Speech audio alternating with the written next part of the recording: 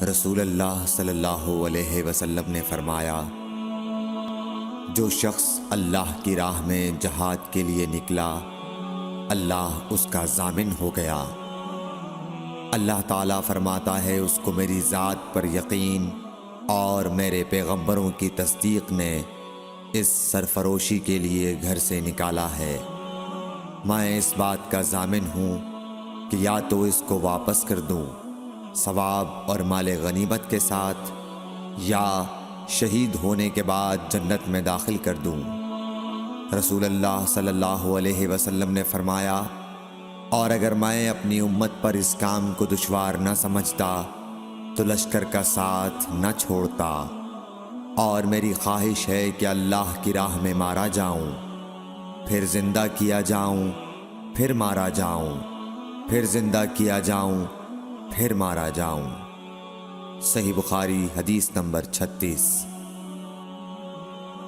حضرت صلی اللہ علیہ وسلم نے فرمایا، جو کوئی رمضان میں راتوں کو ایمان رکھ کر اور ثواب کے لیے عبادت کرے، اس کے اگلے گناہ بخش دیے جاتے ہیں۔ صحیح بخاری حدیث نمبر 37۔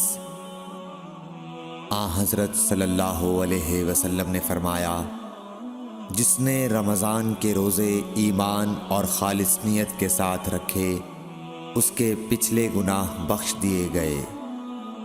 صحیح بخاری حدیث نمبر 38۔ حضرت صلی اللہ علیہ وسلم نے فرمایا، بے شک دین آسان ہے، اور جو شخص دین میں سختی اختیار کرے گا تو دین اس پر غالب آ جائے گا اور اس کی سختی نہ چل سکے گی۔ بس اس لیے اپنے عمل میں پختگی اختیار کرو، اور جہاں تک ممکن ہو میانہ روی برتو، اور خوش ہو جاؤ کہ اس طرز عمل سے تم کو دارین کے فوائد حاصل ہوں گے، اور صبح اور دوپہر اور شام اور کسی قدر رات میں عبادت سے مدد حاصل کرو۔ نماز 5 وقتہ بھی مراد ہو سکتی ہے کہ پابندی سے ادا کرو۔ صحیح بخاری حدیث نمبر 39۔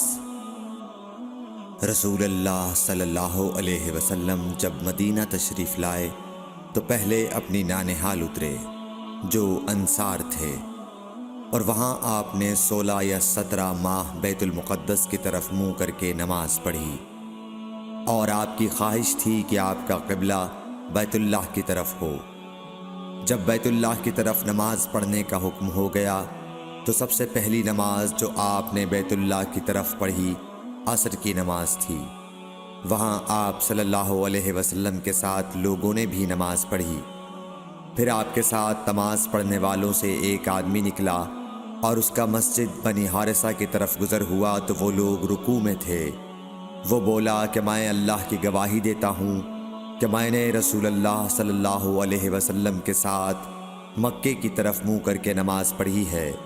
یہ سن کر وہ لوگ اسی حال میں بیت اللہ کی طرف گھوم گئے، اور جب رسول اللہ صلی اللہ علیہ وسلم بیت المقدس کی طرف منہ کر کے نماز پڑھا کرتے تھے، یہودی اور عیسائی خوش ہوتے تھے، مگر جب آپ نے بیت اللہ کی طرف منہ پھیر لیا تو انہیں یہ امر ناگوار ہوا۔ زہیر ایک راوی کہتے ہیں کہ ہم سے ابو اسحاق نے برا سے یہ حدیث بھی نقل کی ہے کہ قبلہ کی تبدیلی سے پہلے کچھ مسلمان انتقال کر چکے تھے، تو ہمیں یہ معلوم نہ ہو سکا کہ ان کی نمازوں کے بارے میں کیا کہیں۔ تب اللہ نے یہ آیت نازل کی، وَمَا كَانَ اللَّهُ لِيُضِيعَ إِيمَانَكُمْ، سورہ بقرہ آیت نمبر 143۔ صحیح بخاری حدیث نمبر 40۔